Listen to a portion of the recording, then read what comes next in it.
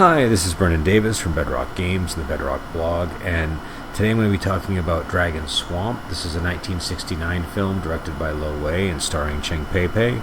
We're going to talk about it in more depth on the podcast with Joel and Adam. We're doing a more extended tribute to Cheng Pei-Pei, who passed away recently, but this is part of my ongoing looking back at her earlier movies. So I'm rewatching a lot of the films. This is one that I covered on the blog in 2014, so 10 years ago, and I don't think I've seen it since then. I might have seen it once, but probably a couple of years after at the latest, so it's been a long time. This is one of the reasons why I didn't rank it on my list of Cheng Pei-Pei movies, because it's been so long since I'd seen it that I didn't know where it would land, and I have to say this would definitely be pretty high on the list. I think, I knew it would be because I remember liking it, but I didn't realize how good it really was. It's been so long that I've seen it that I forgot how good it was. The basic plot, it's about a woman who was raised in Mongshan Temple after her mother was banished to Dragon Swamp for helping steal the Jade Dragon Sword. The Jade Dragon Sword is a pretty cool item. It's somewhere between the Green Destiny and Excalibur. I think if you have seen Crouching Tiger, Hidden Dragon and you're familiar with the Green Destiny, this is definitely a good movie to see. Especially because they both have Cheng Pei-Pei, and there's a very similar sword in both of them.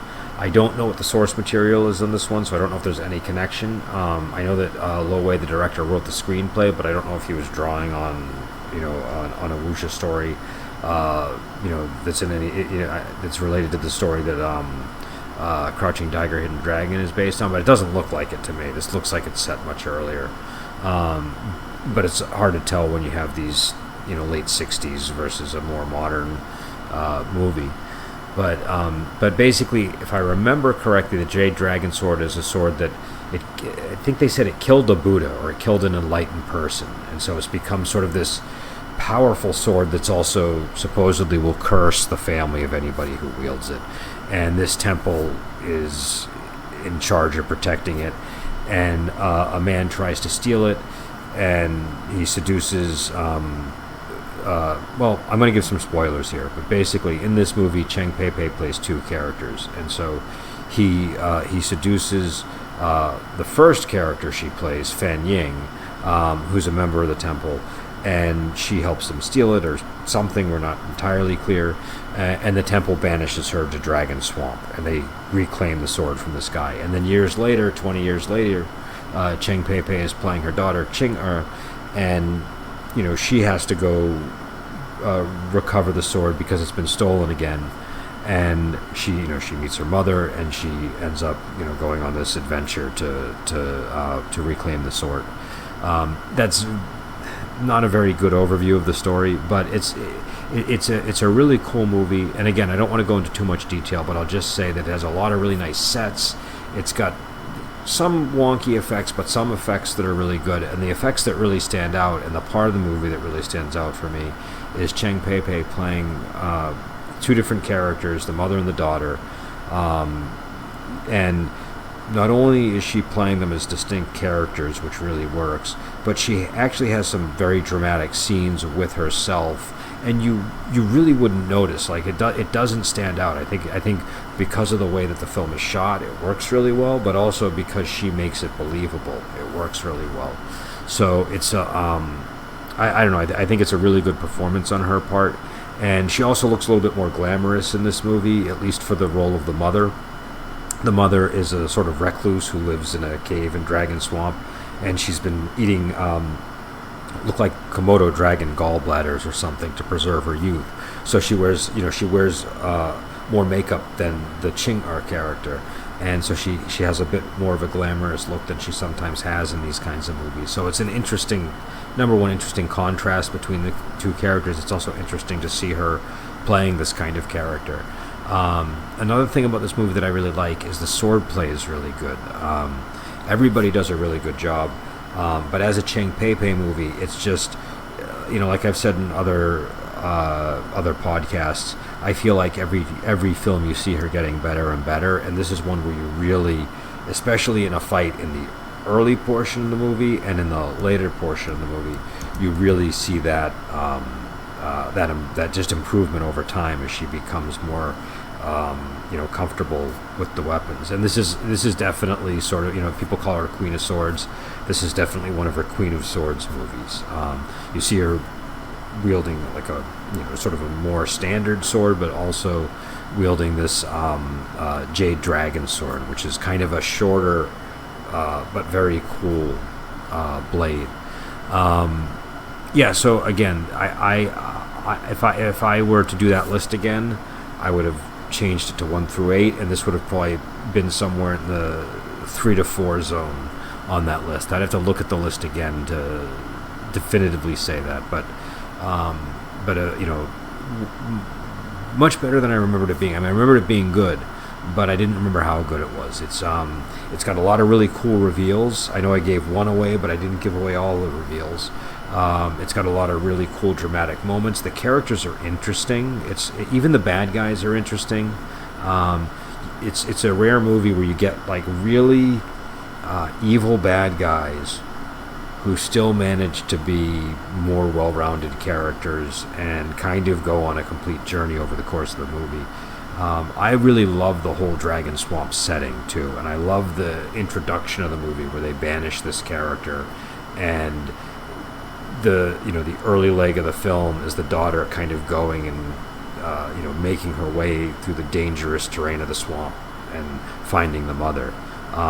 And there's also just a bunch of other stuff. There's, Lo Lieh is in it, Yu Hua's in it. Yu Hua and Cheng Pei-Pei have a lot of chemistry, and it really works here because of the role that he plays. But Lo Lieh also plays this really kind of nefarious character, and he spends like a third of the movie with his face bloated because he gets a bunch of poison darts in the face, and he's waiting for the antidote. And just watching him sort of amble around with his bloated face is pretty amusing. But yeah, this one, again, this is one that I was almost a little nervous about going back to because I remembered liking it and I didn't know how it was going to hold up. And it really holds up very well. Lo Wei, I think works really well with Cheng Pei-Pei and is a really good storyteller. And I think you can see it in this movie. It's a little bit longer than a lot of these other movies. They usually clock in around 90 minutes or so. This one's more like I don't know, an hour and 50 minutes, maybe an hour and 45 minutes. But it uses that time really well. It doesn't ever feel like it lags. If I had any complaints, there's like one part of a battle where it feels like they could have maybe tightened it up a little bit, but that's about it. And there's a lot of really cool fight scenes. There's one in particular that kind of feels like a callback to Come Drink With Me. It's not done in the King Hu style, so it's definitely a more classic sort of mid-60s style. This doesn't have that forward-looking style of a King Hu. But it doesn't necessarily need it. It's a little bit more, I use this term a lot, but it's a little bit more of a golden age of Hollywood where you have these beautiful sets, you have, sort of the swelling music, and everything is just kind of, I don't know, it's done in this sort of atmospheric way, but it doesn't feel very modern, I'll put it that way. So do be prepared for, a little bit more, mid-60s style Shaw Brothers if you're going to watch this one. It came out in 69, but it still feels kind of a little more classic. But yeah, I think that this one works really well. And one thing that I really like about these movies is the way that they make use of the sets. The sets really ensconce you in a world, and the older I get, the more I'm just sort of coming to realize I just like sets better than when films are made outdoors. I mean, there are certainly films shot outdoors that I like, but these old-fashioned sets, even though you can see, like sometimes you can actually see like the seams in the canvas in the background or on the screen, or you can see the paint on the cavern, right? But that stuff all pulls me in even more. I don't know why. I just find that it enhances the experience. And again, I have to reemphasize, as a Cheng Pei-Pei movie, this one's really solid. She she gets plenty of swordplay, but it's really that playing two characters that I think works so well here, especially since it's Cheng Pei-Pei playing two characters, but you honestly forget that it's her playing two characters midway through. They do another clever thing where the mother character at a certain point in the film disguises herself as a man and is played by another actor, and that probably made a lot of the scenes easier to film, but it also works. And they have a very interesting explanation for how she's able to do this. But yeah, so I don't want to go any more than that. I think I've talked about it long enough.